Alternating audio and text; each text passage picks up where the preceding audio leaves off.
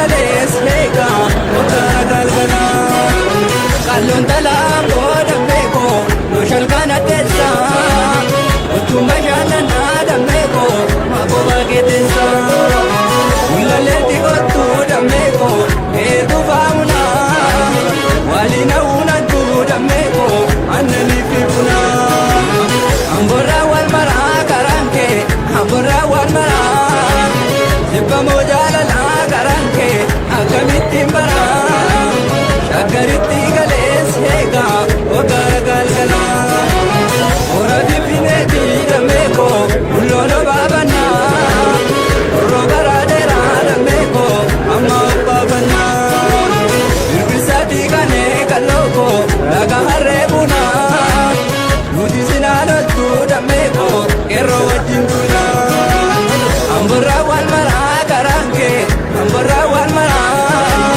siko mojala na garanke akamiti bara shakariti gales mega otar galgala urufa bobitas mega otar galgala mole bulbula tas mega otar galgala shabera ratna nos mega otar galgala adam satur bes mega otar galgala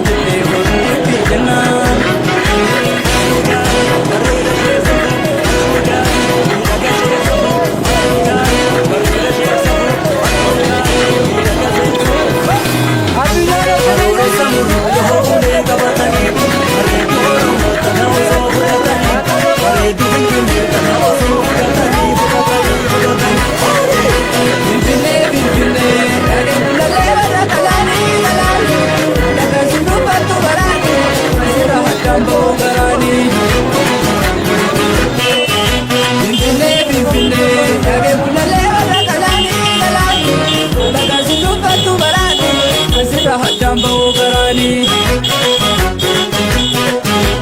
Turis bidera nu badenya Sonni simbazu kapalivenya Wara gadam bulu silasi Barpanu kabiro kirasi Samtu samtu tu barata genu Arka alagalam kajenu Yage bulale wara galani Alaga sinu bantu barani Asirah jambo garani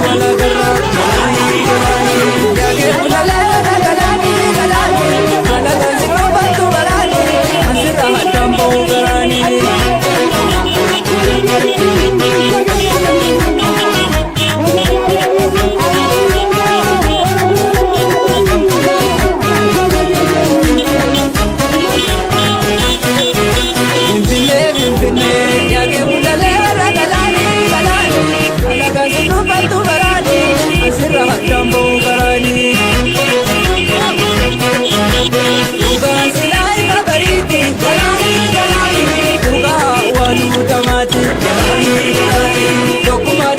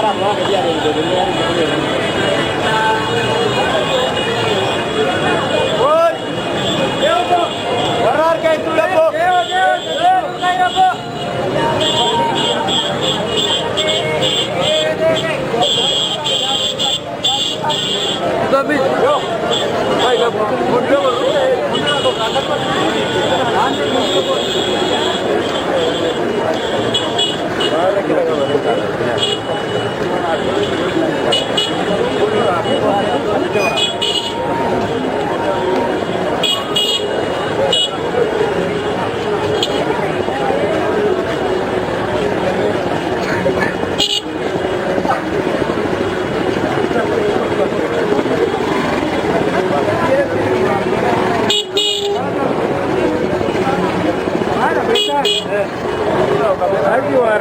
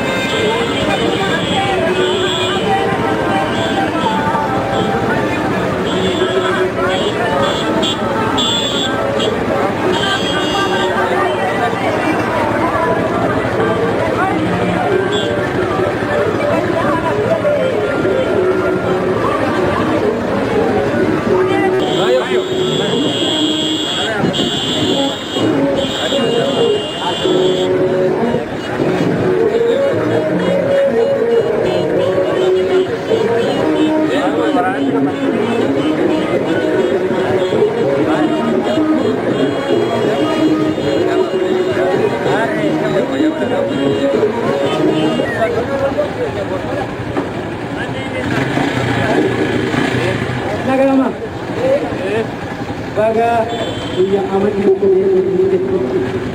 jirtu jirtu uummata Oromoo baga jiraattan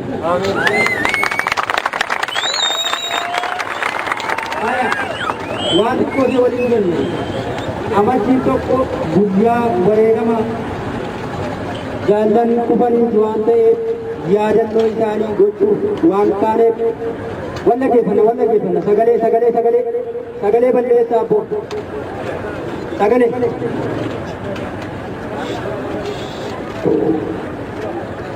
guyyaan irraa guyyaa yaadannoo gootota amantii tokkooti. Kanaaf gammachuun kaleessa iddoo nuti dhaabbannu kana diina dhaabbachaa ture. Har'a garuu wareegamaan dhufnee iddoo kana qabanne kanaaf iyyuu wallaggeeffanna. Dhiigaan dhufne waan ta'eef ni beektu miti? Tolatti dhufne? Dhiigaan dhufne iddoo kana. Dhiigaan waan dhufneef guyyaa sanaa kaasnee guyyaa ija kanarratti immoo isin uummanni Oromoo waraanni bilisummaa Oromoo waan godhu beeka. Uummanni Oromoo waan dhiigaan dhufe kana waan godhu beeka. Nuti waan goonu waraanni beeka. Uummanni Oromoo immoo waan gootu beeka. Oduuriis tokkummaa godhatu tokkummaa yoo qabaatte waan guddaa cabsiti. Tokkummaan qabdu taanaan waan xiqqoodhaan kufuu dandeessi.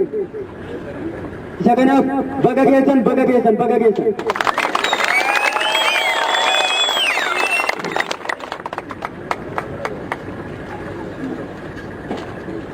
Jirtu uummata Oromoo?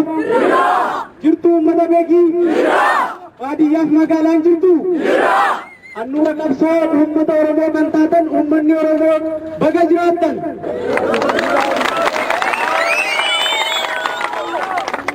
As ga'uun keenya qoosaatti miti. Aarsaa guddaa kaffaltanii waraanni bilisummaa Oromoos uummanni Oromoos guyyaa irraa kan argate dhiigatti dhangalaasee lafee itti cabse. Kanaaf qabsoon keenya adeemsarra jira ammayyuu godhabamin jira jechuudha. Har'a jiraachuun keenya kaleessa gamaaf gamanatti kan wal ilaalaa turre har'a kan jirru waraanni bilisummaa Oromoos uummanni Oromoos waliin jira jechuudha.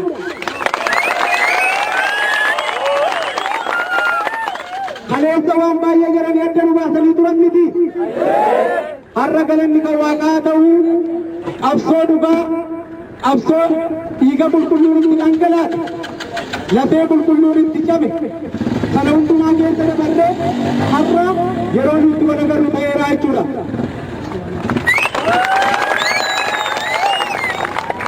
Asumaan illee guyyaan adda ta'ee kan beekamudha jechuudha. Innis amajjii tokko kan jedhamu lakkoofsi biyya kanaa lakkoofsi Itoophiyaa kan Habashaan oduu isheetii nuti ayyaanni Oromoo qabu inni beekaman amajjii tokko wajjin qabatuudha jechuudha. Kan kanarraa hafe lakkoofsa addunyaa kanarra jirtu keessa lakkoofsi Itoophiyaa addana. Biyya kam yoo deemtan iyyuu lakkoofsi Itoophiyaa kun hin jirtu. Oromoonis qabsoonsaas seenaansaas dorgommeensaas addunyaa waliin.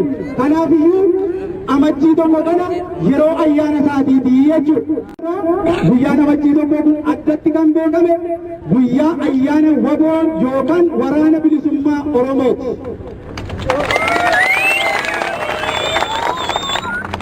Qabsoon kun salphaatti hin geenye waan hedduu dabarsinee uummanni Oromoos wanta guddaatti ta'ee lafeetti cabsee waraanni bilisummaa Oromoos qeerroon bilisummaa Oromoo qaqqarreen itti beela'anii itti dheebotanii itti dhumanii qabsoo kana jaallan keenya seenaan isaan yaadatu ittiin jenna.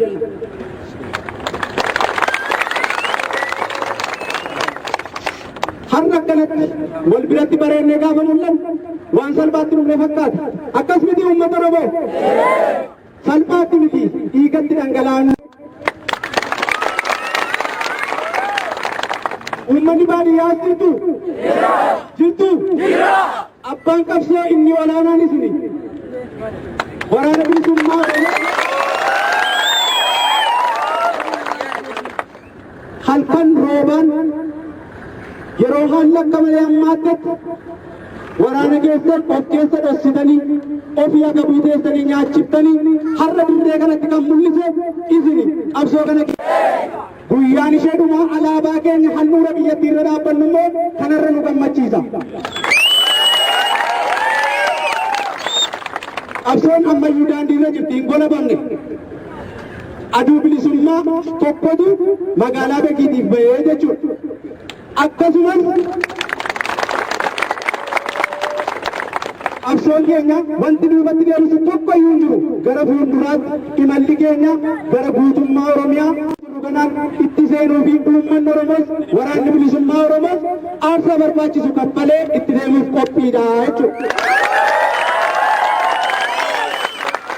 Qophii Oromitii hundi keessanuu sodaa tokko hin qabnu miti akkas uummata Oromoo.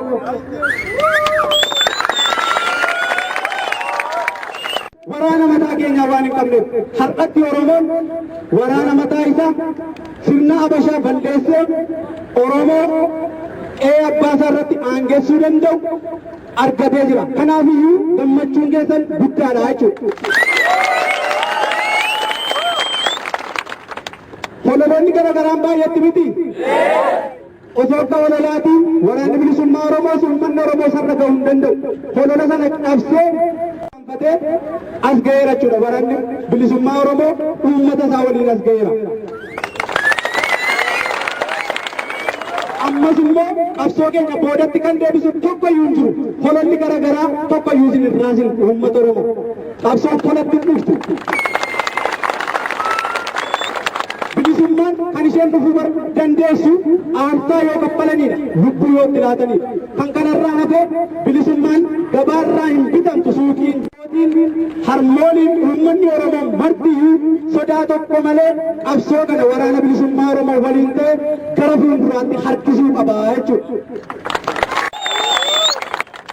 Dhugaan hin kallatti malee hin cittu akkuma jedhamu qabsoo dhugaan hagam yoo turtes hagam yoo rakkinni itti uummates yeroo isaatti galma hin ga'a. Akkas miti. Haleessa qawwee caccabaa baatu jedhaa turan miti. Har'a maal ballee jirra? Meeshaa ammayyaa hunda yoo ammallee jirra. Kana kan finne dhiigaan irraa fuudhatti tolatti namni nu laate tokko iyyuu jira? Hin jiru. Lubbuu keenyatti waree dhaabbachuun illee gara maaliitti abbaa taankii sana irraa guddifne ofii keenya abbaa taankii ta'uudhaaf jiru. Kanaafiyyuu qabsoon waan hedduu keessa dabarti. Haala mijataa irratti hin geggeeffamtu. Waan qophaa'aan qabsoon geggeeffamti taanaan qabsoo yoomiyyuu galma gahuu hin dandeessu. Rakkina gidiraa hundumaa keessa dabartee qabsoo yeroo isheen dirree kanatti baatu har'a namatti bareeduu dandeessu. Kanaaf yeroo adda addaatti mootummaan uummata Oromoo irrattis ni geggeessu. Waraana bilisummaa Oromoos uummata Oromoos adda baasuu danda'an akka galaanaa fi qurxummii jedhan sanaa jechuudha.